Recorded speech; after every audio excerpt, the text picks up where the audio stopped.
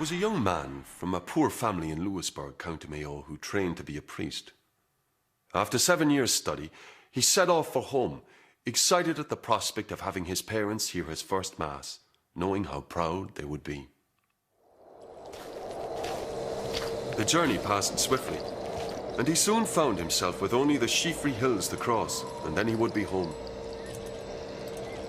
It was a lonely walk, and as daylight was fading, he heard the most beautiful singing nearby.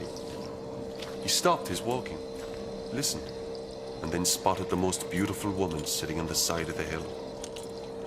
She smiled at him, and as he looked into her eyes, he forgot all else. Would he give himself to her? She asked. I would, he replied. Would he give her his soul? She asked. Anything, he said. She took out a quill and a piece of paper and offered it to him. He signed his name, and then he kissed her.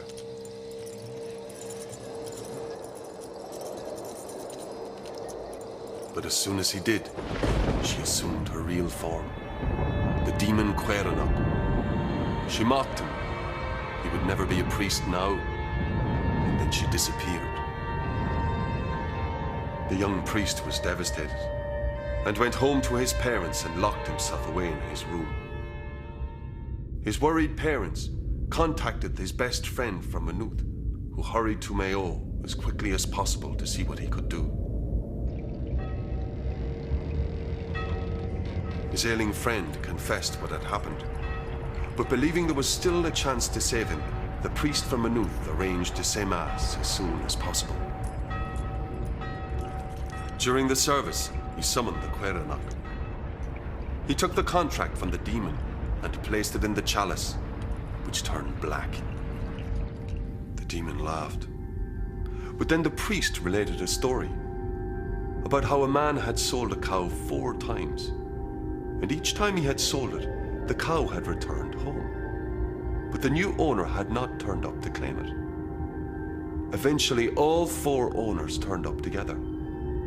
The priest asked the demon, which of the 4 was the rightful owner? The first one, said the Quaranach. That's right, said the priest. And so it is with my friend. You might have lured him to sign his name and soul away, but you're too late. For he already gave his soul when he took his vows as a priest.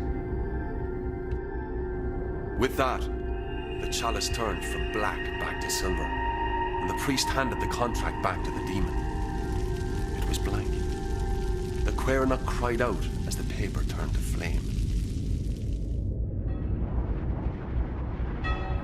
The priest recovered and lived a good and a long life.